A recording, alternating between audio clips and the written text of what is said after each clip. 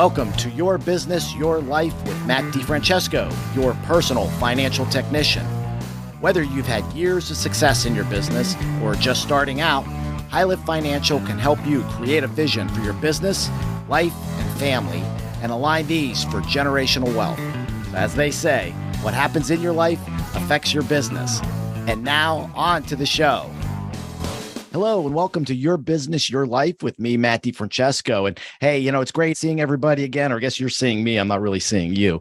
But, one of the things I really love about what I do is I get to meet business owners and especially shop owners that are really innovative in what they do. And I'm really excited about my guest today. His name's Dan Ryan, and he's the founder and owner of Team Ryan Automotive.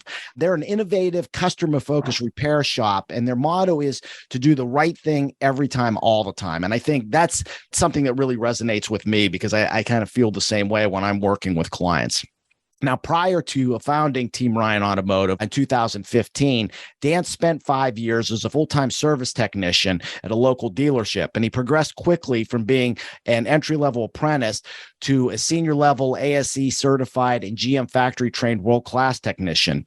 And then in 2004, he moved to Gwinnett Place Honda Hendrick Collision Center, where he added Honda factory training and iCar Platinum individual recognition to his list of accomplishments. So his time in the collision industry has allowed Dan to acquire and polish a completely new skill set specifically to the collision mechanical diagnostic and repair service, which, as we all know, we're seeing this overlap now, especially with the technology in vehicles. So I think, Dan's going to bring a lot of insights, not just to the mechanical repair people, but also to our collision listeners. So Dan's innovative style and leadership has allowed him to grow Team Ryan Automotive from scratch to $2 million in sales in the last 7 years. And he has a sight set on acquiring a second location here by the end of the year. So I bet that's really exciting. We'd like to talk a little bit about that and some of the challenges that that poses, Dan. But Dan, I just want to welcome you. Welcome to Your Business, Your Life. Hey, thanks for having me, Matt. Oh, no problem. Like I said, I'm really excited because I love to have guests on that are really progressive and really doing some innovative things to grow their business. But, we talked a little bit about, I gave a little bit about your history, but how did you end up getting into the automotive repair industry? Gosh, I was finishing up my senior year in high school, and most of my friends, my peers, they were going through the steps in the counseling and applying to the multiple different colleges and all that. And for lack of better terms, I think I slept through at least 20% of high school. And it wasn't because it was difficult or overwhelming. It was, I was bored. And I just couldn't see myself sitting in a classroom for another 4+ years. Always had an interest in cars, hands-on things. And that seemed like a good idea. So how about the local tech school? Okay, let's go check this out. Okay, they have a job placement program, blah, blah, blah. And I was like, you know what? That sounds good. And I'll do that. Okay. So, yeah. Interesting. And let me ask you something because, we're not talking, it's not that long ago.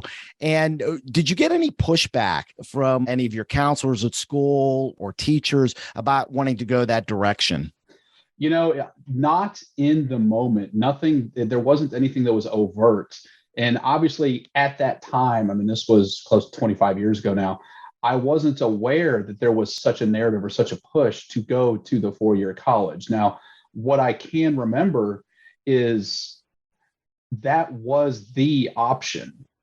Well, you go to the counselor, you apply to multiple schools because you're not going to get into the first one you apply. That was the path that was described to everybody as a student, regardless of where you fell in the, the level of, regardless of what order you fell in the class. Right. Head of the class, towards the back of the pack, didn't matter.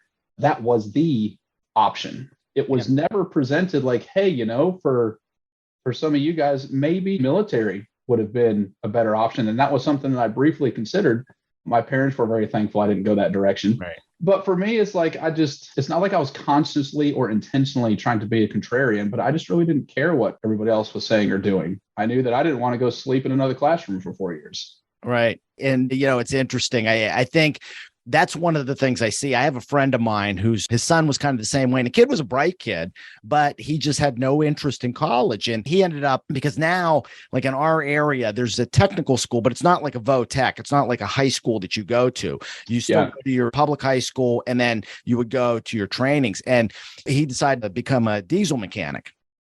And literally the principal would belittle those a few kids that were getting on the bus to go up for their technical training. And it was amazing to me because it's, I look, and I've even looked at my kids and, not all of them are like cut out to be students. Okay. They have different paths. And I think, a lot of times as a society, we minimize that. We sell them a bill of goods. You got to go to school, get good grades, get a good job, and life's going to be great. And all of a sudden, they're still fumbling around because they don't know what to do with their life.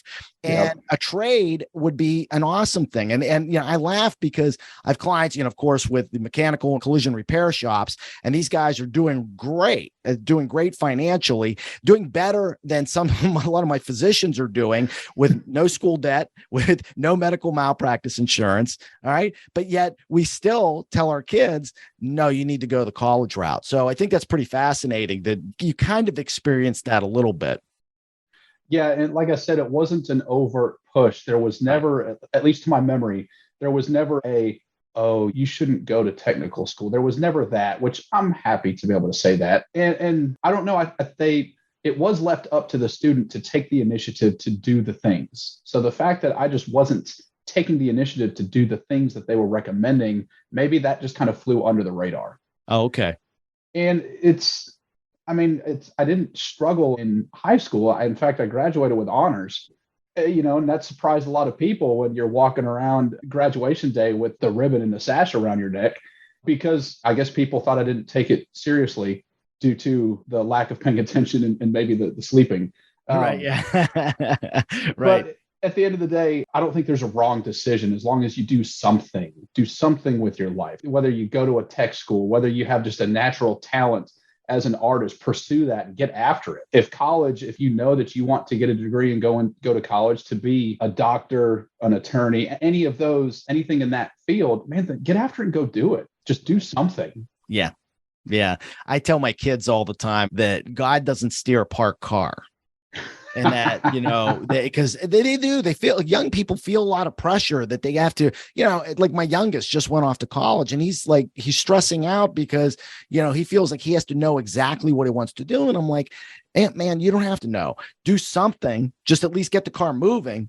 But God will direct you. I mean, I kind of look at my life. People ask me, what'd you study in college? And, they think it's finance or business or economics, things like that. No, I was an English lit major. Okay. And I was kind of the same way. I was just not a good, I hated school. I hated studying. I loved reading. So I'm like, heck, I'll just be in it because I don't have to take tests. I write papers. Hey, being well-spoken, being able to articulate and use the English language to the nth degree. I mean, that's a skill. Yeah. That's a skill in itself. Yeah. In fact, it's an underrated skill, communication in general. Doesn't matter what industry you're in. Isn't that the truth? So, but anyway, so you go to technical school, then you start working as an entry-level apprentice, and then you kind of move through with the collision repair industry. So you're kind of acquiring all of these skills. So what then prompted you to start your own business? Oh, gosh. So I was, by no means am I trying to say that I am old or was old. At the time, I was around 35. And I knew I had a house payment, had a mortgage, had a girlfriend that was getting serious, who is now my wife. Right. Starting to look a little further down the road instead of just to this Friday night. Right. Some people might do that earlier in life. It took me until my 30s. But to answer your question, I knew that I couldn't physically continue doing what I was doing at the rate or the pace that I was doing. And I mean, turning wrenches, fixing cars, being a technician, whatever term you want to put on that, it's hard work. It's very physical. And it's, the majority of the industry is technicians are paid flat rate. The more cars you fix, the harder you work, the more money you make. Right. Which really resonated with me for close to 20 years. It served me very well, but I also could see, it's like, man, I'm 35. Do I want to be doing this when I'm 45 and 55? Right. So that's kind of the first thing that got started. Well, then there was, I think the automotive industry in general, I think compared to other industries, we have a little bit of a deficit of leadership. Yep. And it was, unfortunately, I was subjected to a little bit of that where maybe part of it, at least part of it was on my side of the fence, but the last manager that I was working under, We did not see eye to eye on a lot of things. At the time, I didn't have the clarity to be able to explain it or speak to it like I can here, but Right. I just don't believe that fear and negativity to control and motivate are good leadership strategies or tactics, short or long term. That was his style. And ultimately, that's a perfect example of people don't quit companies, they quit bosses. That's right. So with that, this isn't something that happened overnight. This was many, many nights, weeks, months of me coming home from work, just seeing people being treated poorly myself, just not a positive, not a good environment. It was edging towards, at least for me, a toxic environment. Wow. And many, many nights at the dinner table of me venting. My wife, I guess she finally had enough. At the time, she was my fiance. Yeah. She's like, so are you just going to keep coming home at night and griping about this, or we're going to do something about it? Now, she may not have used those exact words, but, and that was, wow, this is about to get real moment. And that's when we started discussing more seriously, like, what are my options? And I had enough wherewithal to understand that going to another store, same position, different organization, it was very likely going to be just another version of what I was currently experiencing, except now I'm the new guy. Now I'm the low man on the totem pole. Right. And I didn't want to sign up for that. I didn't want to go work in the office in a similar or that environment. So I joke, I was like, well, the next most logical thing was to go start my own business. Right. And here we are. Right. Oh, exactly. That really resonates with me because, I started out in financial services, just working for the wirehouse. And originally I thought going into financial services that I'm going to have the ability to build my own business and to help people. But I'd have the backing of a big firm. And what I found out that I was really more just a glorified salesman. And it came down to the point where as I started working deeper and deeper with business owners and automotive repair shops, that I couldn't do the kind of work because, the firm was putting all these restrictions on me. And it was like, okay, what do I do? Do I move to another firm and just have the same problems or maybe different problems? Or do I start my own thing? And yeah, it's a risk, but at least I can run it the way I want to run it. Correct. And there's a whole list of problems that you don't even know exist. Right. Until you step off of that ledge. But, here we are. Exactly. So, Dan, what are the biggest challenges that you face starting your business? And then maybe now as you've grown and you've gotten some scale, that some of the other challenges that you're running into at this point? Gosh. So biggest challenge starting. Right. I just had such a level of fortitude that it didn't matter what fell in front of me, as I was just going to go through it or over it. Right. Typically not around it. We would just go right through it. Right. I think the biggest challenge in some of the team members that worked with me early on was my lack of awareness of the entire concept of leadership. Yeah. I still had a technician mindset trying to run a business with this, be it was a very small number of people. I mean, we started out with myself plus one. Right. And of course, my wife handling all of the business things, all the marketing, all the accounting, the bookkeeping, all that stuff was handled by her. And I had no idea how much work went into all that.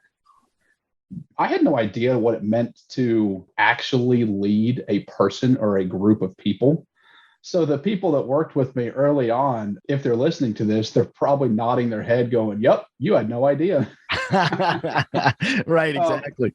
And then the art of I could fix cars. I knew how to fix cars. Right. I had no formal training in the art of the sale. And that's a huge part. Like an auto repair facility, there's really two businesses under one roof. You've got a factory in back and you've got a sales team up front. Yep. I was the sales team. And just because I had the right personality for it, I can speak to people. I could communicate what was going on with their car. I could read the room. I knew when to, pursue the conversation. I knew when to back up. I was just naturally good at sales. Okay.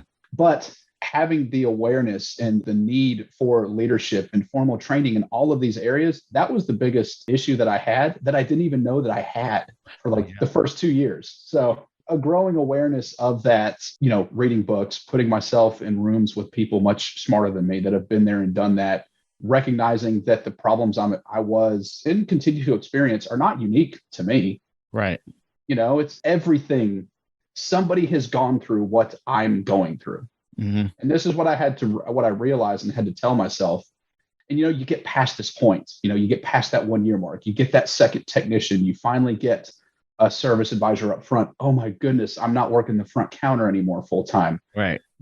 Everything will be good once this happens. And I had to wrap my head around the fact that simply is not the case. And as we grow as a company, as I grow as an individual, the problems grow with us.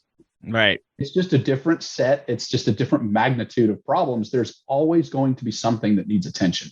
Right. So maybe a more accurate term of biggest obstacle starting out was myself in my perspective. Right. And you just don't know what you don't know, man. That's right. Fast forward to today, I've connected with multiple groups from a coaching and mentoring standpoint, both industry and non-industry specific. I put myself in a room where we're still a single store operation. I put myself in a room with a coaching mentoring group where I am the smallest guy in the room. I'm the only single store operator in that room. Yeah. It's a room I want to be in. That's right. That's how you get to the next level. Lots of books, read lots of books and things of that nature. And that's helped to grow my awareness of, how to not just manage, but how to lead, how to run a business, how to speak to people, what to do, what not to do, all that stuff. Fast forwarding to today, biggest challenge today, I would have to say would be staffing in general. And I hate to say that because that's just been thrown around for the past couple of years. Everybody's struggling with staffing. I think it's a real thing. I think part of it is just the state of things on a large scale on a national level, but then also the state of the automotive side of the industry, where I think we're kind of reaping what's been sown, what you touched on from several years ago about maybe not so much of a push to tech school, because if you want to make something of yourself, you got to go to a 4-year college. Right. Now, the other side of that coin is the staffing issue, at least in the automotive industry, is partially self-inflicted. We've got a lot of stores, some of the big ones, some of the small ones. I'm not pointing fingers at any general specific business model, but there's a lot of stores that just don't treat entry-level guys respectfully. Hey, you want to get in this industry, you're going to empty garbage cans for a year. Yeah, sweep floors. No, I'm not. I'll go learn how to develop websites, work in the air conditioning, and make more money in less time. Right. So I think we're starting to see more of a shift, at least on the automotive side, with operators, such as myself and many, many of the guys that I've talked to over the years across the country. We recognize that there's a staffing issue. Now, I'm not going to argue as to whether or not it's specific to automotive or not, or whose fault it is, but it just is what it is. Now, what are we going to do to get the right people in the right seats in our buildings? Right. And, mentor, teach. I've got a technician career map that specifically lays out, if you want to make this much money in this amount of time, here's the things that you need to accomplish. You need to have X amount of years of experience under your belt. You need to have done X amount of hours of training to this point. And there's a couple other parameters. Now, once you've checked all those boxes, let's sit down and talk. Right. And this is something that I'd show guys during the interview / onboarding process.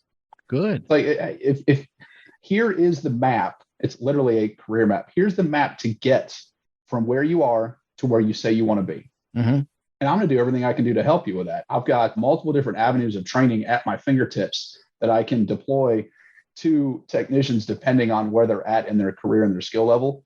Right. There's a couple training conferences that one comes around every other year. The World Pack STX Vision comes around every year. Barring the COVID shutdowns, I send guys to these whenever they come around, I'm sending guys to it. Right. Well, and one point I want to make, and I think it's something that most shop owners don't think about, is that you're investing in your people. And I was at a conference back in June, and I remember it was a collision conference, but one of the speakers, a guy named Mike Anderson, who was a guest on my podcast a few weeks ago, he went around the room and he was asking shop owners, what do you pay a C-level technician? And it was everywhere from, $12 an hour, $13 an hour, $11 an hour. And then all of a sudden he puts up on the board this burger joint and he says they're paying $15 an hour plus benefits, 401k, all these things. He goes, this is what you're competing against, guys. And you're looking for skilled labor. Yeah. And I think, shop owners need to take just exactly what you said there and say, we need to, first off, show these young people the path, and then Also invest in them. Absolutely. Invest in them. One of the things that I do, especially if I'm working with a shop owner, and it doesn't matter if they're like, they're looking to transition the business in the next 5 to 7 years, or if they're in their late 30s, early 40s, and they're just looking to grow value, is say, look, get these certifications and say you'll pay for them, but maybe you also tag in that, as part of the employment agreement, I pay for these, you need to stay with me for a year, or because you have to pay it back, or going to the technical schools and say, look, we'll pay you. And then if you stay with us for 12 months, we'll reimburse your tuition, or however you want to do it. I mean, these are just some different ideas out there, but I think investing in your people is huge. So I really love that you do that. For the online training and stuff like that, I'm not going to put the year. I know a lot of people that have done what you just described. Right. For the online training, I'm paying for it anyways. Yeah. It's cost of doing business, man. If it ends up working out where this particular individual is not a good fit for us, then hopefully he takes some knowledge with him and he's a good fit for the next guy. Just because they don't work for me doesn't mean that there's not a spot for them somewhere. And if I can help make them a better person, a better employee, a better team member, a better technician along the way, well, that one didn't work out for me. I hope it works out for him, of course, for also whoever the next employer, or maybe it's the employer after that. Yeah. And it's difficult to maintain that perspective when you get, as an employer, when you get burned by a guy or two or three. But I think it's important, being in the role that I'm in, anybody else that's in a business owner position that has the ability to control the environment for their team, you got to keep it positive. Don't get jaded. This one didn't work out. You know what? Was there something I could have done differently there? Take a moment to reflect. And you know what? Take care of the people that you have. All right. And there's going to be somebody else that's coming in that's going to want to be mentored, that will be willing and able to receive the information and what you're giving them. Right. And it's amazing. I think when you have that attitude, you attract those people. It's not the easiest thing to maintain. Right. Oh yeah. But that's just where I try to keep coming back to. And yes, when you can have that mindset, it does seem like things just seem to happen in that direction, in a positive direction. Right. So exactly. So, and you had touched on ASEs. Since our inception, we've always had the policy: if you pass, we pay. Oh, good. Okay. I mean, that's to me, that's almost a no-brainer. Yeah. But a lot of places aren't like that. And I actually had one of my current technicians. He's actually my longest running team member. Has been with us for over 5 years now. Okay. And even with the, you pass, I pay. Even with that, like, he still wasn't going to sign up for the ASEs. And, I kept pushing. It's like, all right, let's take a different approach here. So we sit down and like, hey, so what's going on? There's a roadblock here, and let's uncover that. Let's see, like, do we need to get you some more training? Do we need, what do we need to do? And it came down to two things. One, the ability to afford it and essentially front the money for the tests, which I just had no idea that was even a factor. Yeah. But then it also came down to a confidence thing. Mm-hmm. This he's been in the business for several years, extremely bright, but he wasn't sure. He was afraid to fail. Yeah. He was afraid to fail, is a way to put it. So the first roadblock was easy to remove. It's like, all right, so the first one's easy. I'm just going to pay for these, and we're not going to worry about whether we payroll deduct or how you pay them back, because you're going to pass them. Right. Like, so let's just start out with some positivity and some confidence. Now, Let's pick which 4 you want to take today.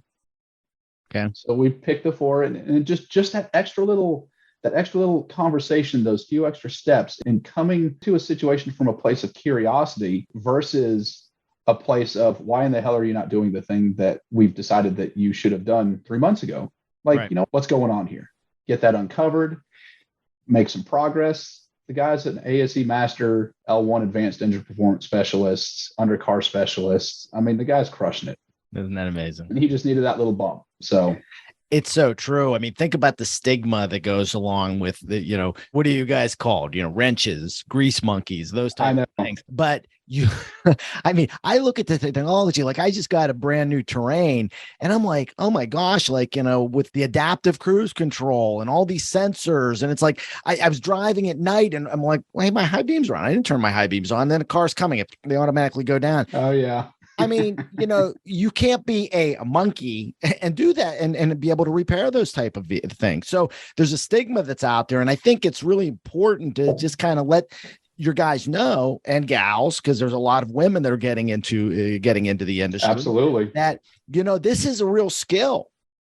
I mean, as much as a plumber has skill, or as much as an electrician has skill, fixing cars these days is no longer just, turning wrenches. There's diagnostics that are available. There's, meeting OEM specs. I mean, it's kind of crazy. The level of complication has exploded in the last 10 years. And I can't remember the exact numbers on this, but and this was a couple of years ago, that it was said that in the last 10 or 15 years in the automotive world, we've seen more advancements in technology than the last 60 years combined. Right. And that's true. I mean, you darn near need an electrical engineering degree to do almost anything on a vehicle now. Now, that doesn't, not to take away from the guys, 20, 30, well, guys and girls, 20, 30, 40 years ago, because the mechanical aspect is there's almost an artistic side to that, of getting your tolerances in place. Because, I mean, if this engine's going to run for 100,000 miles, it's got to be dialed in. Right.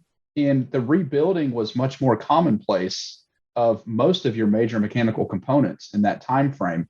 I just feel like it didn't get the respect that it deserved. And now with all of this, the evolution of the electronic side of vehicles, not even talking about the EVs or the electric vehicles, but just talking about all of the ADAS and the advanced driver assist systems that are coming out now. I think that for the shops and the technicians that want to stay with the technology, right, they're going to continue to prosper and get paid. And with this recent round of inflation that we've all experienced in the last couple of years, I think that we're finally starting to see a little bit of a correction in the auto industry as far as what technicians are getting paid.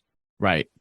And for that to work, there has to be shops out there willing to charge for their services. Right. So, there's a lot of shop owners that get in their own way as far as being afraid to raise their rates. Well, at the end of the day, I mean, I've had numerous attempts at other shops trying to steal my techs. And, it is what it is. I don't necessarily agree with that, but, it happens. All of their attempts were unsuccessful, mind you. Right. And I've since then, there's been adjustments to my labor rate to make sure that I can pay my technicians what they need to get paid in today's market. Yeah. And not just the minimum, but on the higher end. And, these guys are making good money now, as they should. Right. To have a technician making, $50,000 a year is just not going to cut it anymore. If they're a rock star tech, if they're a team player, if they actually know how to repair vehicles, like to the nth degree, I mean, it's not uncommon, 80, 90, 100, 110, 120 a year. And you know what? Congratulations, guys. You deserve it. It's hard. It's hard work. You better believe it. You better believe it. And it's interesting because I think, like, especially the collision shop owners could learn a lot from somebody like you in mechanical repair, because basically the customer's paying you. And I'm sure you probably tell them the one thing that sets you apart is we want to make sure these repairs are done right, yada, yada, yada. In the collision end, a lot of times they're paid by the insurance company, and the insurance company's trying to cut their labor rates. It's a different world. Yeah. And what we're trying to teach my clients and a lot of my peers who I work with that help coach a lot of these collision shop owners is, guess what? You got to take on more of the mechanical repair side, and you got to learn those sales skills that you talked about, because, we're now talking about personal safety. I had one client who got a GM car front end repair. The steering column was collapsed. Goes into the GM specs and they say, you need to replace the steering column. Well, insurance company goes, we're only going to pay for you to straighten it. And literally he went to bat for the client and, said, this has now become a safety issue. So I have a really big problem with that exact dynamic that is present in both the collision industry, but it's the same dynamic with a different pair of clothes on it in the medical industry. Right. And when you start having entities that have not been trained in how to service and repair a vehicle, or a person for that matter, dictating the course of diagnostics and repairs, that's when you have problems. Yes. And that's, both of those industries have gone in that direction. I hate it. I mean, we could talk for 2 hours just about that, but that is a challenge that I am very happy to not have to manage and deal with, being that I work with the people that actually own the vehicles the majority of the time. I don't have a third party entity who, now, you know what? Business is business. Insurance companies are a business. They are, right. Most of them are for-profit organizations. Right. So making money to be able to be here tomorrow to serve your customers is part of the decision-making process. Right. But I do feel like, this is my personal opinion, that I think the pendulum has gone a little bit too far, where you have the insurance companies, the entities or individuals that are not in any way trained to service and repair vehicles, dictating what repairs get done to vehicles. I think there's a problem there. Right. No, I get that. So I don't know how to solve it. we're all trying to work. We're all trying to figure that one out. But correct. If one of us figures this out, we'll let you know. So there you go. Like, we're all here. Businesses, profitability, that's a requirement. How do we still check that box, but then make sure that we're doing the right thing to the car for the customers? Right. Jury's still out on that. I get it. So Dan, you know what? I actually still had a bunch of questions I want to ask you, but we're pretty much at time right now. So maybe I can have you on maybe in another couple months and we can kind of continue the discussion. But I did want to close with, so you're in Beaufort, Georgia, and where's your second shop going to be located? Second shop is going to be in Cumming, Georgia.